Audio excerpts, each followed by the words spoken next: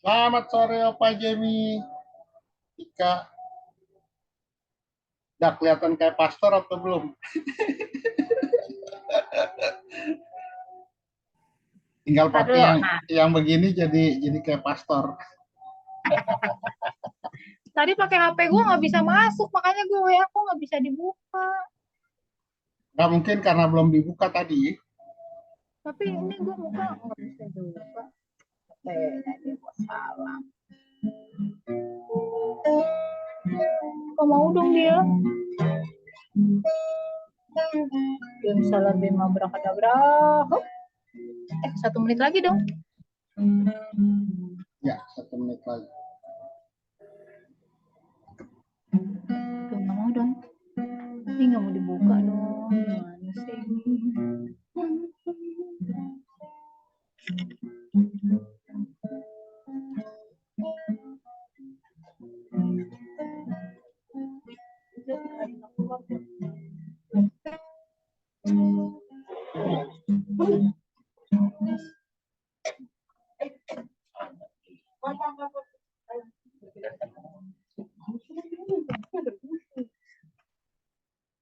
Ini loh. Nggak bisa dipencet ininya loh. Nggak coba pakai V8 Opa Jemi. Ya, Nggak coba pakai V8. belum coba. Ini agak lemot. Oke di sini biar rumahnya kelihatan. Udah jam 6 ya? Belum. Jam 6.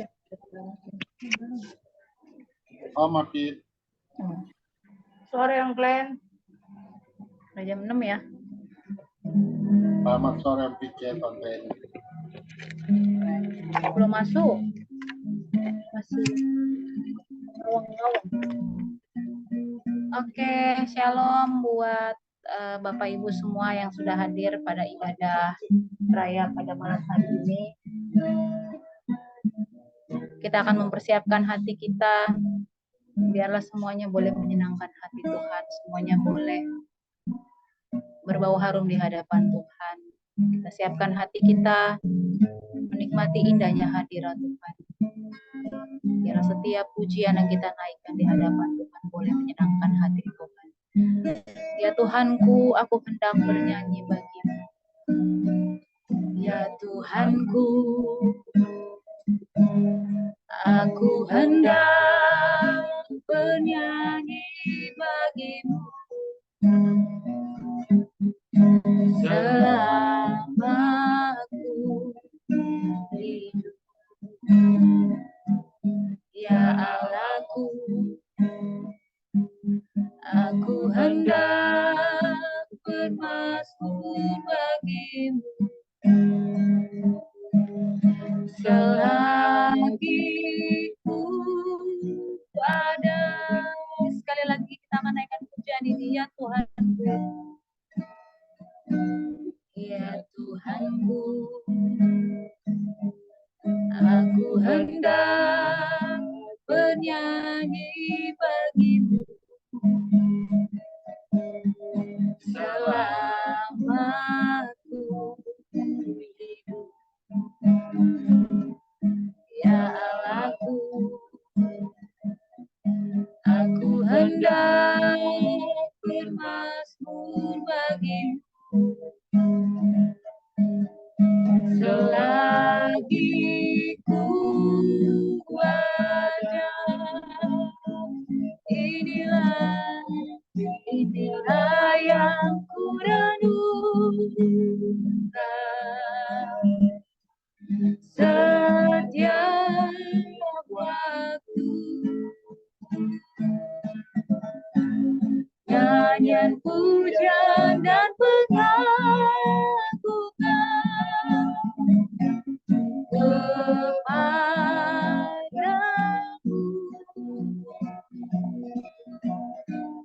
Biarlah manis kau dengar, Tuhan, manis kau dengar, Tuhan,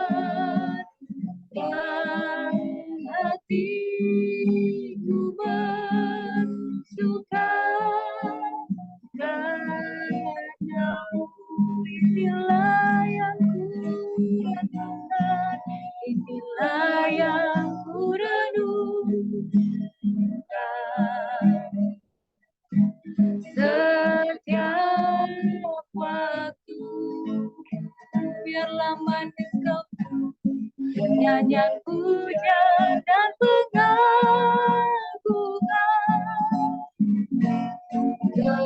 kepadamu.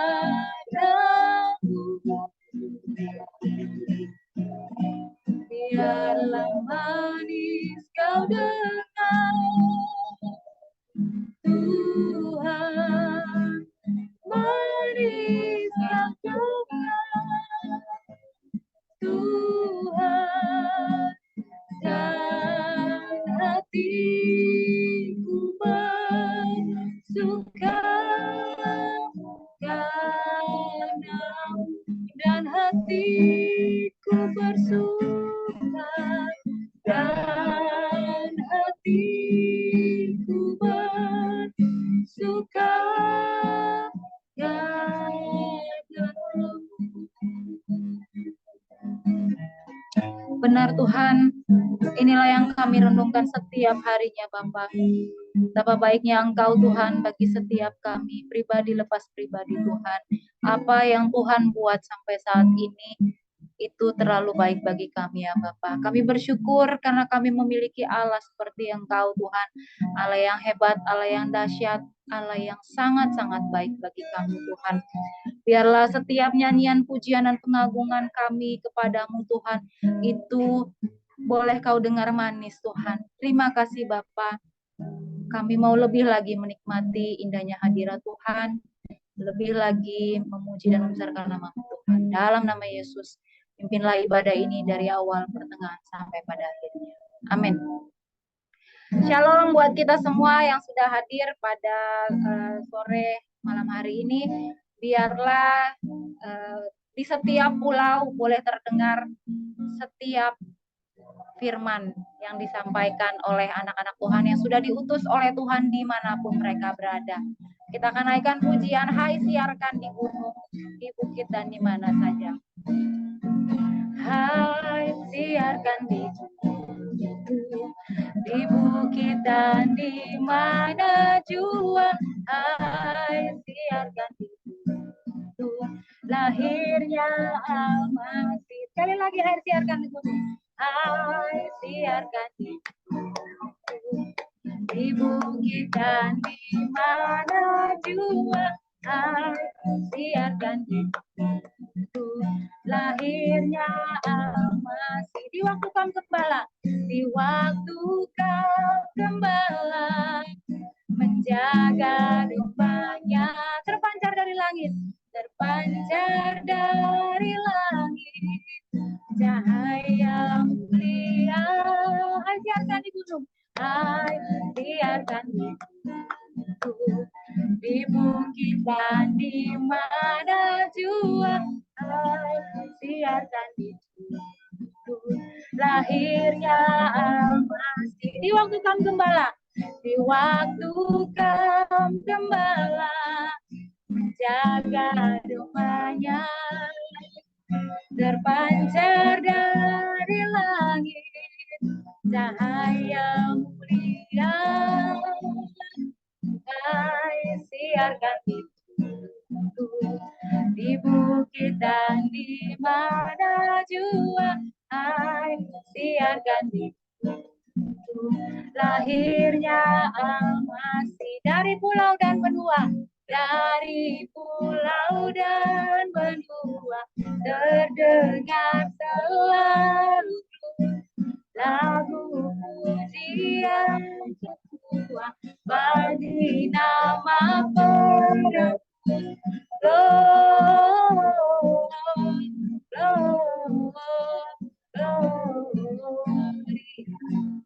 Muliakan Tuhan,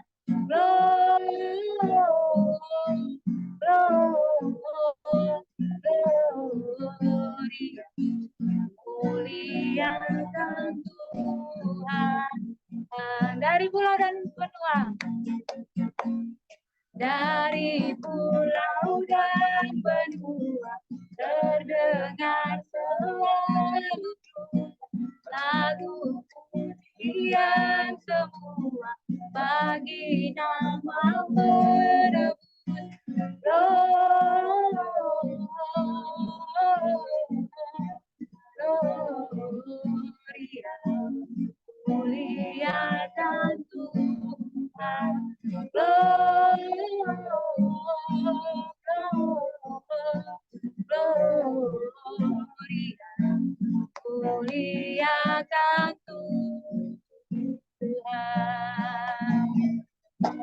Tuhan.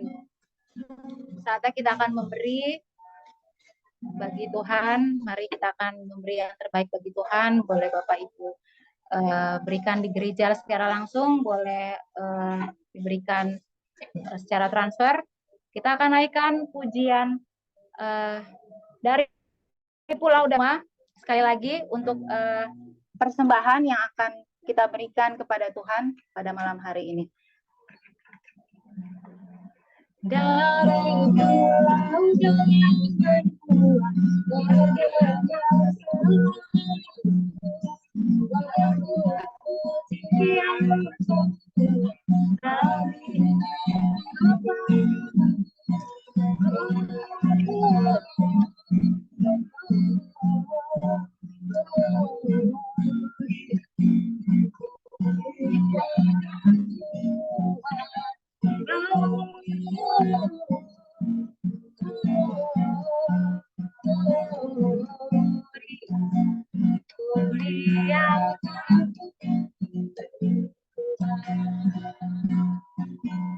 Terima kasih atas pemberian Bapak Ibu semuanya. Biarlah Tuhan Yesus memberkati kita semua pada malam hari ini. Saya memberikan kesempatan bagi Bapak Ibu yang mau menceritakan tentang cinta kasih Tuhan, boleh menyalakan mic-nya.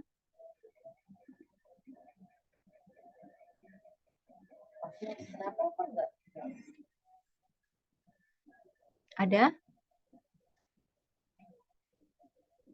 Baik, kalau tidak ada, kita akan mempersiapkan hati kita untuk mendengarkan firman Tuhan. Biarlah kita semua boleh diberkati oleh firman Tuhan yang akan disampaikan oleh hamba Tuhan. Biarlah Tuhan terus memakai hamba Tuhan yang akan menyampaikan firman Tuhan pada malam hari ini. Sebab hanya Yesuslah penyelamat kami. Tidak ada Allah yang seperti Engkau, Tuhan. Yesusku, penyelamatku, tiada yang seperti Engkau. Setiap hari ku memuji keajaiban kasih-Mu, menghiburku,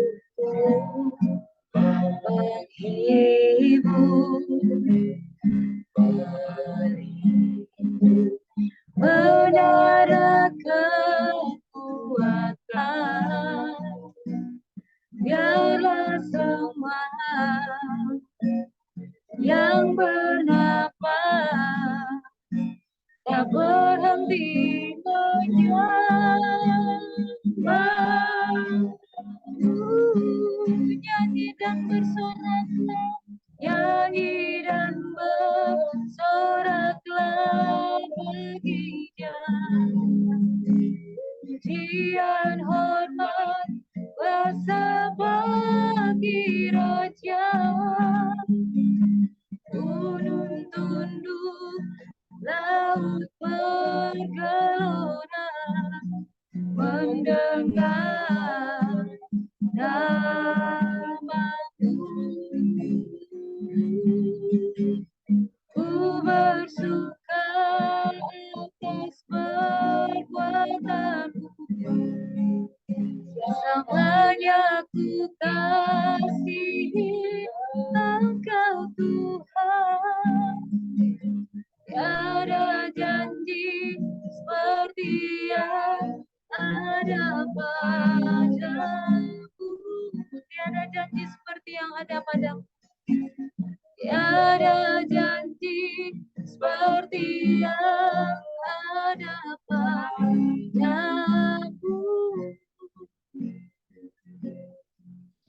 Hati kami siap Tuhan untuk mendengarkan firman-Mu ya Bapa. Berbicaralah kepada kami melalui firman-Mu Tuhan, dan teruslah memberkati hamba-Mu yang menyampaikan firman-Mu ini Tuhan. Dalam nama Yesus. Haleluya. Amin. Shalom buat kita semua yang hadir pada sore hari ini, Bapak Ibu Saudara yang sudah juga mengikuti ibadah pagi, bisa mengikuti ibadah pada sore hari. Sore hari ini kita akan belajar dari Matius pasalnya yang kedua ayat 1 sampai 12. Saya membacakan buat kita. Kita bisa melihat di sini.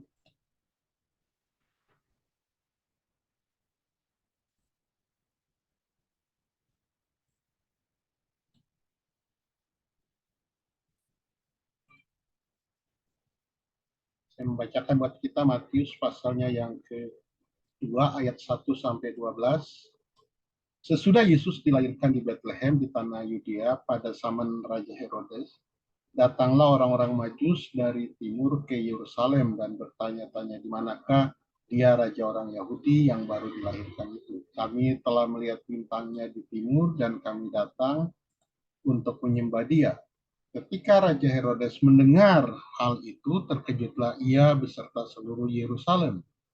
Maka dikumpulkannya semua imam kepala dan ahli Taurat bangsa Yahudi. Lalu dimintanya keterangan dari mereka di mana Mesias akan dilahirkan. Mereka berkata kepadanya, di Bethlehem di tanah Yudea. Karena demikianlah ada tertulis dalam kitab Nabi. Dan engkau Bethlehem tanah Yehuda, engkau sekali-kali bukanlah yang terkecil di antara mereka yang memerintah Yehuda. Karena daripada mula akan bangkit seorang pemimpin yang akan menggembalakan umat Israel. Lalu dengan diam-diam Herodes memanggil orang-orang Majus itu dan dengan teliti bertanya kepada mereka, bila mana bintang itu nampak. Kemudian ia menyuruh mereka ke Bethlehem, katanya, pergi dan selidikilah dengan seksama hal-hal mengenai anak itu, dan segera sesudah kamu menemukan dia, kabarkanlah kepadaku, supaya aku pun datang menyembah dia. Setelah mendengar kata-kata raja itu, berangkatlah mereka. Dan lihatlah, bintang yang mereka lihat di timur itu mendahului mereka hingga tiba dan berhenti di atas tempat di mana anak itu berada. Ketika mereka melihat bintang itu, sangat bersukacitalah mereka. Maka masuklah mereka ke dalam rumah itu dan melihat anak itu bersama Maria ibunya. Lalu sujud menyembah dia. Mereka pun membuka tempat harta bendanya dan mempersembahkan persembahan kepadanya, yaitu emas, kemenyan, dan mur.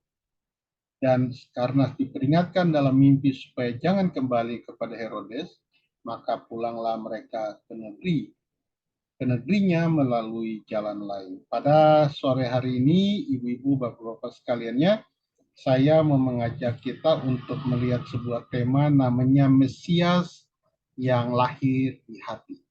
Mesias yang lahir di hati. Peristiwa kelahiran Yesus setiap tahun itu selalu dirayakan oleh umat Kristen dan Katolik. Namun tidak semua orang memahami makna dari kelahiran Yesus bagi dirinya.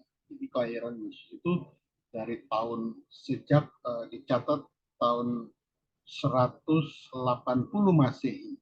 Perayaan kelahiran Yesus telah dimulai sejak tahun 180 Masehi. Itu menurut data catatan yang bisa kita temukan dalam manuskrip. Jadi perayaan tentang kelahiran Yesus itu sudah dimulai sejak awal, sejak 180 itu catatan pertama. Namun perayaan Natal itu sering dilakukan tanpa orang memahami makna untuk apa Yesus lahir. Dan ketika kita bicara sore hari ini berkaitan dengan Mesias yang lahir di hati, ini adalah sebuah ungkapan metafora karena tidak mungkin kan secara fisik manusia lahir di hati. Jadi ini ungkapan metafora tentang apa sih makna dari kelahiran Yesus bagi manusia atau bagi kita. Dan sore hari ini berdasarkan Matius 2 ayat 1 sampai 12 kita coba mencari beberapa kebenaran berkaitan dengan tema ini, Mesias yang lahir di hati. Dan malam hari ini kita merenungkan dua buat saya, Bapak Ibu semua. Yang pertama itu, Mesias yang lahir di hati artinya memberi hidup kita untuk mempercayai dia. Artinya bagaimana Yesus Mesias itu lahir di hati kita kalau kita tidak memberi hidup kita untuk mempercayainya. Di dalam cerita yang tadi saya baca, Matius 2 itu, kita menemukan dua kelompok orang, kelompok Majus dan kelompok ahli Taurat dan pemuka agama Yahudi. Nah, orang Majus itu mereka mempercayai bahwa Mesias itu akan lahir di Israel. Bagaimana mereka tahu padahal mereka ini hidupnya jauh dari kota Yerusalem atau di Bethlehem. Mereka ini tinggal jauh. Di beberapa tafsiran Alkitab menyebutkan bahwa mereka ini berasal dari daerah Irak atau daerah timur, daerah timur di situ. Dan kalau kita melihat peta, maka kita menemukan bahwa jarak antara Irak pergi ke Bethlehem atau ke Yerusalem itu adalah sebuah perjalanan yang cukup jauh. Apalagi pada waktu itu belum ada kendaraan yang sangat cepat yang membuat mereka bisa tiba di tempat itu dengan cepat. Jadi bisa saja mereka berkendaraan dengan unta, dan unta itu larinya tidak secepat lari sepeda motor atau lari mobil. Jadi perjalanan itu memakan waktu sangat lama dan petunjuk mereka hanyalah bintang. Namun mereka tahu dari bintang itu kita harus bisa membedakan dulu antara astronomi dan astrologi. Astronomi itu adalah ilmu perbintangan. Mereka melihat sesuatu berdasarkan peristiwa bintang yang ada di langit. Astrologi adalah ramalan. Misalnya astrologi itu berkaitan dengan zodiak, Libra, apalagi itu Gemini, itu berkaitan dengan zodiak. Nah, para majusi ini, mereka ini adalah orang-orang di dalam pemahaman astronomi. Mereka melihat pergerakan bintang dan mereka dari bintang itu mereka memahami bahwa ada peristiwa-peristiwa yang akan terjadi. Sehingga ketika mereka melihat bintang, mereka menemukan bahwa di Israel itu akan lahir seorang raja yang besar, seorang raja yang luar biasa. Itulah sebabnya mereka kemudian percaya bahwa ada raja yang akan lahir di situ dan mereka pergi untuk mencari raja itu. Mereka percaya bahwa di Israel itu ada sosok raja yang besar yang akan memerintah pada waktu itu, yang akan bukan hanya memerintah, mempengaruhi kehidupan manusia. Itu yang mereka pahami. Sehingga mereka memberi hidup mereka untuk pergi mencari raja baru itu. Kalau kita menemukan bahwa perjalanan itu pastilah mereka bisa saja disergap oleh penyamun, mereka bisa saja dirampok, segala macam. Tetapi mereka mau memberi hidup mereka. Karena mereka mempercayai bahwa raja besar sedang lahir pada waktu itu. Nah, ini berbeda dengan para ahli Taurat dan pemuka agama Yahudi. Kalau kita mencoba melihat, kita menemukan bahwa para ahli Taurat dan pemuka agama ini mereka tahu bahwa Mesias akan lahir, bahkan mereka tahu tempat kelahirannya, yaitu di Bethlehem. Kalau kita membaca di dalam pasal 2 ayat 4 sampai 6, saya membacakan kembali buat kita. Di situ dikatakan, maka dikumpulkannya, ini Herodes mengumpulkan semua imam kepala dan juga ahli Taurat bangsa Yahudi. Lalu dimintanya keterangan dari mereka di mana Mesias akan dilahirkan. Dan yang menarik ayat 5, mereka ini yaitu semua imam kepala, ahli Taurat, mereka kemudian berkata kepada Herodes, di Bethlehem di tanah Yehuda, karena demikianlah ada tertulis dalam kitab Nabi. Dan engkau Bethlehem, tanah Yehuda, engkau sekali-kali bukanlah yang terkecil di antara mereka yang memerintah, karena daripada mula akan bangkit seorang pemimpin yang akan mengembalakan umat Israel. Mereka menemukan dari tafsiran para rabi bahwa Mesias akan dilahirkan di Bethlehem. Bagaimana bisa kita tahu hal itu? Saya coba menunjukkan kepada kita di dalam kitab Mika. Kitab Mika pasalnya yang kelima ayat 1 bunyinya demikian.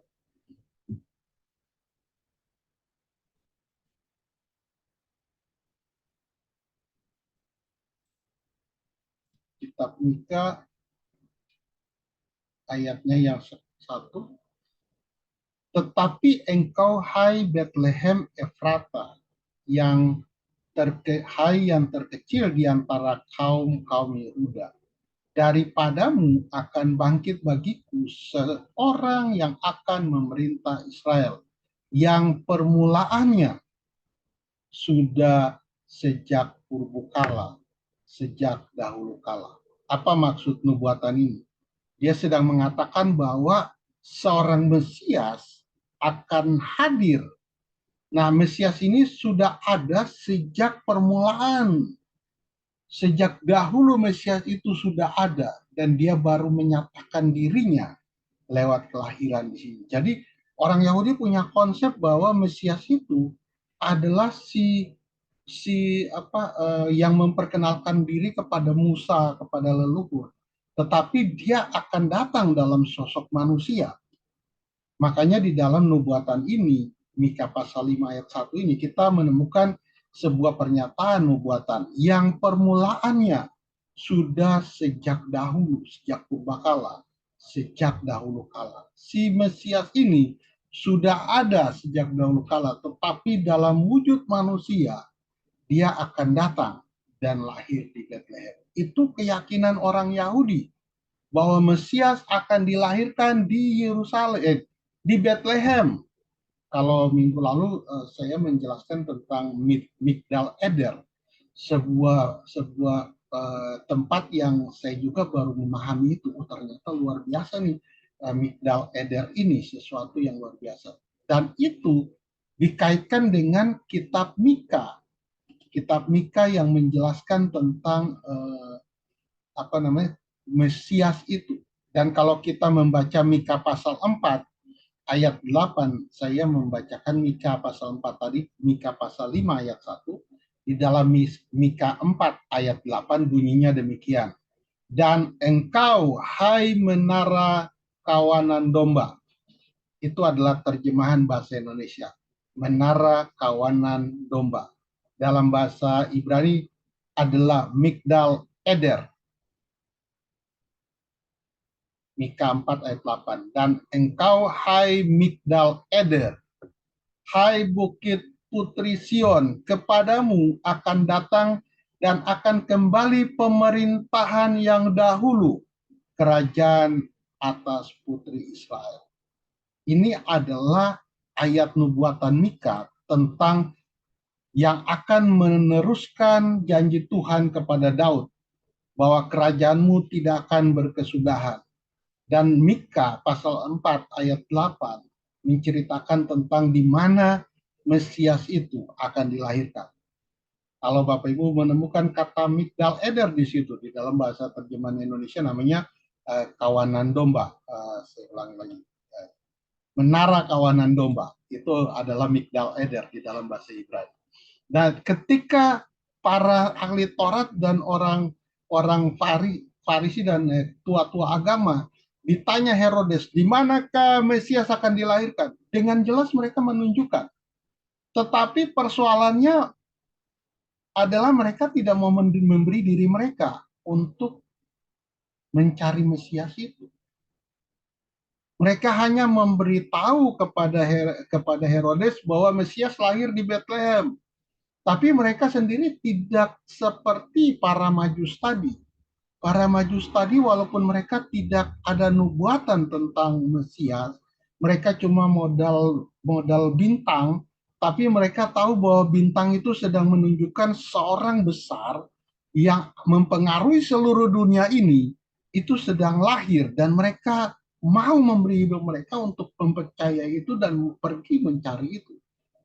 Tetapi orang Yahudi sendiri, para ahli Taurat, imam kepala, dan para pemuka justru melakukan tindakan yang sebaliknya. Mereka memiliki pemahaman tentang kelahiran Mesias, namun itu hanya sebatas pengetahuan dan tidak diikuti dengan tindakan. Bukankah orang-orang ahli Taurat ini atau imam kepala dan tua-tua ini juga merepresentasikan atau seperti menunjukkan bahwa apa yang terjadi juga di zaman sekarang, di mana orang-orang Kristen, sebagian orang Kristen yang merayakan kelahiran Yesus sebagai Mesias, tetapi mereka tidak mau memberi hidup mereka untuk mempercayai Yesus dengan sepenuh hati. Mereka merayakan Natal hanya dengan sebuah tindakan ritual, tetapi maknanya telah hilang. Mereka tidak memahami untuk apa Mesias atau Raja itu datang bagi mereka, untuk apa Yesus datang bagi mereka. Sehingga ketika merayakan Natal, itu sesuatu yang bagi mereka sebuah perayaan biasa. Ketika saya mengingat dulu, ketika masih SMA, terus setelah itu sempat nganggur 1 tahun, ketika merayakan Natal, itu kemudian saya merayakan Natal bersama orang-orang tidak di gereja, hanya merayakan Natal. Tapi kemudian saya menemukan sebuah kehampaan, sebuah kekosongan di dalam hati. Untuk apa saya merayakan Natal? Tidak ada rasa apapun di situ. Cuma ya kumpul-kumpul, kemudian mabuk-mabuk, dan kemudian 25 Desember itu dirayakan sebagai ya kelahiran Yesus. Tetapi tidak ada makna yang saya rasakan di dalam itu.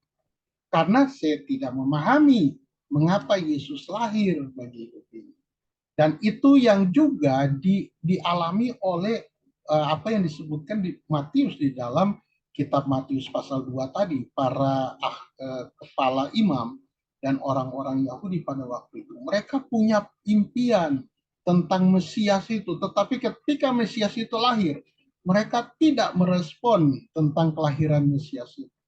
Mereka menganggap biasa saja, berbeda dengan orang Majus pada catatan itu. Nah, di dalam kita merayakan 25 Desember sebagai hari kelahiran Yesus, harusnya itu sebagai kesempatan kita untuk memberi hidup kita untuk mempercayai Dia dengan sepenuh hati. Sehingga kelahiran Yesus memberi dampak di dalam hati kita, memberikan sebuah pengaruh di dalam kehidupan kita. Karena kita tahu bahwa orang Majus itu dia punya dari bintang itu, dia sedang membaca bahwa ada seorang raja besar yang lahir yang akan mempengaruhi seluruh dunia ini. Itu jelas dengan hanya melihat bintang. Sedangkan orang Yahudi yang sudah membaca nubuatan, mereka justru kehilangan itu, makna itu. Mereka justru tidak memahami bahwa ada seorang yang besar, yang luar biasa sedang lahir di tengah-tengah mereka. Nah, ini yang sama. Ketika orang Kristen, sebagian orang Kristen merayakan Natal, mereka kehilangan momen itu. Mereka kehilangan hal itu. Sedangkan ada orang-orang yang bukan Kristen yang kemudian mereka bertobat dan mereka kemudian menemukan Yesus di dalam hidup mereka. Mereka sangat antusias seperti orang-orang Majusi.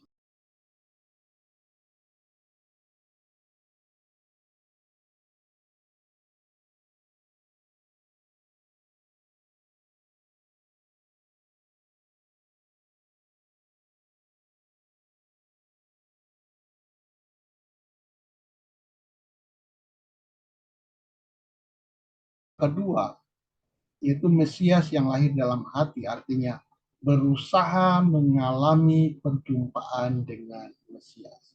Di dalam ayat ini kita menemukan bahwa orang-orang Majus, mereka berusaha untuk datang bertemu, berjumpa dengan raja yang baru dilahirkan. Mereka rela memberikan waktu mereka rela melakukan perjalanan-perjalanan jauh dengan tujuan yang penting mereka ketemu dengan raja yang baru dilahirkan itu. Mereka punya sebuah kerinduan untuk memiliki pengalaman dengan Sang Mesias itu.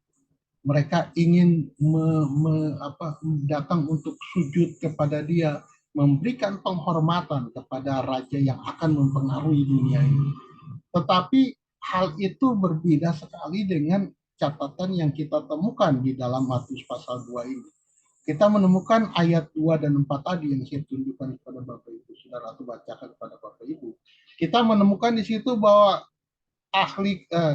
imam kepala dan orang-orang Farisi, orang-orang Yahudi pada waktu itu, meskipun mereka tahu Mesias lahir, Mereka nggak mau berjumpa dengan Mesias itu. Mereka tidak mau pergi ketemu dengan Mesias itu. Tidak ada catatan yang dicatat oleh Matius bahwa para pemuka ini, orang-orang yang menyebut diri sebagai kepala imam, tidak ada catatan bahwa mereka kemudian ikut dengan para Majus untuk pergi mencari Mesias itu. Tidak ada catatan. Artinya mereka tidak punya kerinduan untuk berjumpa dengan Mesias yang dilahirkan.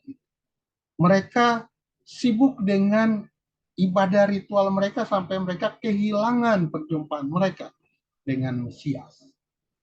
Mereka sibuk dengan upacara keagamaan mereka sampai mereka lupa bahwa yang sedang mereka nanti itu sudah lahir di tengah mereka. Yang mereka sedang doakan supaya datang kepada mereka sudah ada di tengah mereka. Tapi mereka mengabaikan itu. Dan bukankah ini menjadi sebuah contoh atau representasi dari sebagian orang Kristen yang ketika Yesus sudah ada di dunia ini, kita tidak mau berjumpa dengan dia. Ketika Yesus sudah menyelamatkan hidup kita, kita tidak mau berusaha untuk bertemu dengan dia secara pribadi. Ketika seseorang berjumpa secara pribadi dengan Tuhan Yesus, maka pastilah hidupnya mengalami perubahan. Pastilah dia mengalami sesuatu yang terjadi dalam hidup. Dan kita mendengar bagaimana orang-orang yang baru yang mereka dulu bukan Kristen, kemudian mereka berjumpa dengan Tuhan, mereka memiliki sebuah gairah yang luar biasa. Karena perjumpaan dengan Yesus selalu memberikan perubahan dalam hidup kita. Amin.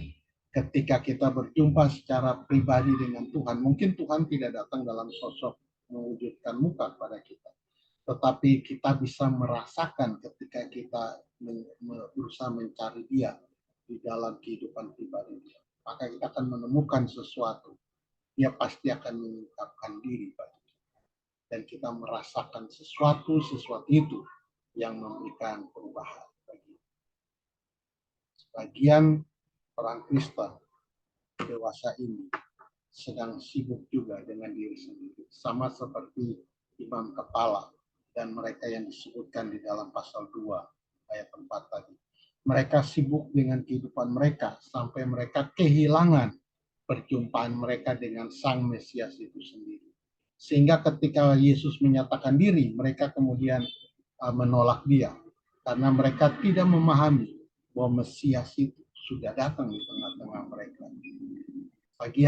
Malam hari ini, biarlah kita merenungkan ini. Jangan sampai kita juga seperti para tua atau pemuka agama, imam-imam, yang kita kehilangan momen ketika orang lain sedang menikmati hubungan pribadi mereka dengan Yesus, merasakan kehadiran Yesus dalam hidup mereka. Justru kita sendiri yang kehilangan itu. Kita kehilangan momen merasakan hubungan pribadi dengan biarlah di momen Natal ini kita kemudian memperbaharui diri kita, saya sendiri, Bapak Ibu Saudara, kita yang tahu bagaimana kehidupan pribadi kita dengan Tuhan Yesus. Kita sendiri yang tahu sampai di mana kita mengalami sebuah kehidupan yang kedekatan kita dengan Tuhan.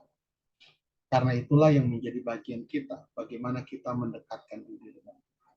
Mungkin di tahun ini, saya Bapak Ibu, mungkin kita sama seperti imam kepala, terlalu sibuk dengan kehidupan kita, dengan persoalan sehari-hari kita, sampai kita kehilangan sebuah momen perjumpaan secara pribadi dengan Tuhan Yesus. Itu akan menjadi sebuah catatan bagi kita untuk membuat komitmen di tahun depan kita lebih mendekatkan diri dengan Tuhan, lebih serius juga mencari Tuhan secara pribadi, bukan hanya datang di gereja secara korporat memuji Tuhan, tetapi perjumpaan pribadi kita dengan Tuhan itu akan memberikan pengaruh karena kita diciptakan untuk dekat dengan Tuhan. Amin. Kita semua diciptakan untuk dekat dengan Tuhan. Mengapa saya membuat pernyataan ini? Karena itu yang terjadi ketika Adam dan Hawa jatuh dalam dosa. Bukan Tuhan tidak tahu di mana Adam berada. Ketika saya mempelajari itu, ketika saya masuk kelas dan mempelajari itu, ternyata kata yang dipakai, Adam, di manakah engkau? Itu adalah ungkapan kesedihan dari Allah. Bukan ungkapan Allah tidak tahu. Allah Maha tahu, dia tahu Adam ada tempat sembunyi di mana. Dia tahu Adam ada di mana, tetapi dia ungkapan itu di dalam sastra Yahudi. Itu ungkapan kesedihan. Adam, mengapa engkau kemudian jauh daripadaku? Padahal kan engkau selalu dekat dengan aku. Mengapa engkau jauh? Di mana engkau Adam? Itu ungkapan itu. Di mana? Mengapa engkau bersembunyi dariku? Mengapa engkau menjauh dariku? Itu ungkapan ekspresi di dalam Kejadian pasal 3 itu. Jadi kita diciptakan untuk mendekat dengan Tuhan, bersekutu dengan Tuhan. Kan dosa ini yang membuat kita jauh dari Tuhan. Sejak saat itu manusia selalu ingin jauh dari Tuhan. Manusia tidak mau datang dekat dengan Tuhan. Kesibukan membuat kita kemudian melupakan bahwa kita ini harus mendekat dengan Tuhan. Orang Majus, mereka kemudian, walaupun mereka tidak tahu firman Tuhan, tetapi ketika mereka membaca bintang itu, mereka sungguh-sungguh datang mencari Mesias itu. Nah, malam hari ini adalah perenungan kita yang kedua. Makna Mesias lahir di hati adalah bagaimana kita mencari dia dalam kehidupan kita. Malam hari ini Bapak Ibu Saudara sekalian, biarlah ketika kita merayakan Natal, apalagi nanti tanggal 23 sampai 25, kita menikmati tempat yang indah di 5G Resort. Biarlah itu menjadi momen kita, sebuah komitmen untuk sungguh-sungguh dekat dengan Tuhan, sungguh-sungguh mencari Tuhan, sungguh-sungguh untuk melakukan yang ingin Tuhan mau dalam hidup kita. Sehingga kemudian kita merasakan sesuatu yang berbeda. Kita tidak luput ketika orang lain merasakan kehadiran Tuhan. Justru kita kehilangan kehadiran Tuhan dalam hidup kita. Tuhan memberkati kita malam hari ini. Biarlah firman Tuhan ini akan meneguhkan kita semua. Saya, Bapak Ibu Saudara, ini akan menjadi perenungan kita semua. Bukan hanya jemaat, tetapi juga pendeta. Untuk merenungkan sampai di mana hubungan kita dengan Tuhan. Kadang-kadang juga sibuk pelayanan bisa saja membuat juga unik, atau kita semua yang pelayanan bisa juga kehilangan momen perjumpaan dengan Tuhan. Mari kita akan berdoa untuk mengakhiri pada kita malam hari ini.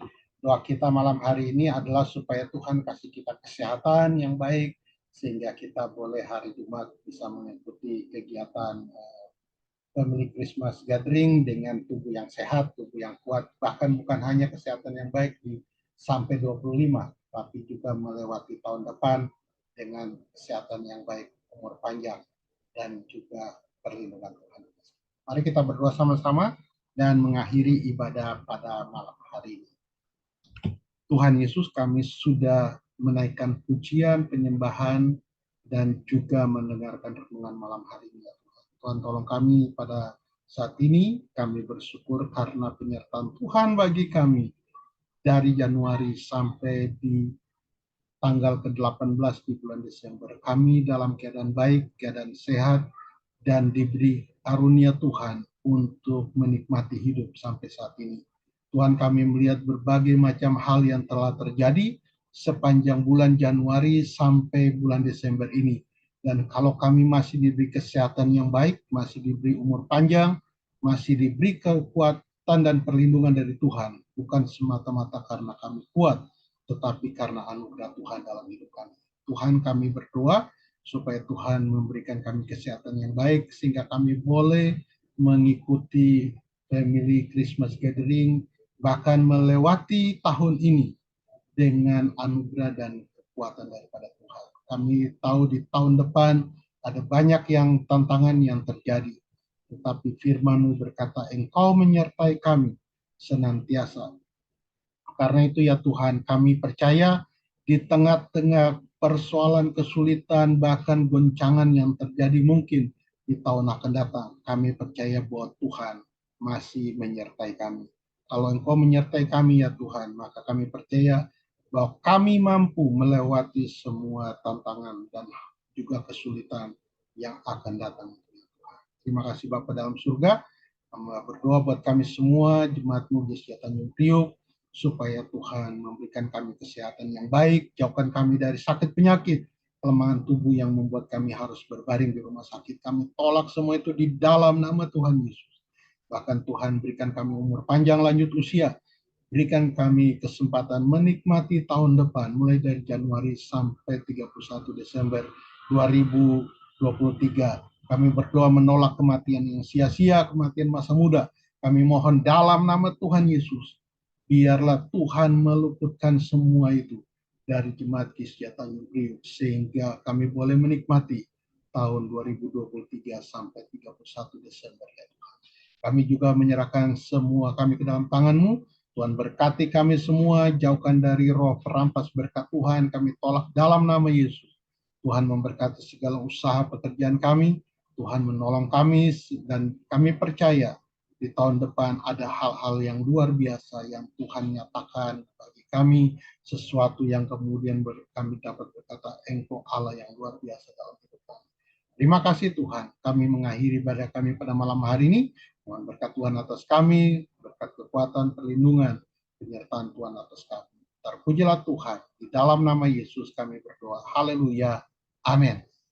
Shalom, Tuhan memberkati kita pada malam hari ini. Sampai ketemu lagi. Shalom, Bapak Pice, Ibu Heni. Berkati semuanya. Tuhan berkati. Semuanya. Alesi, Kamata, Om Pice, Tante Heni, Ibu Maya, Om Anani, Papa Heri, Om Anan. Apa Jimmy.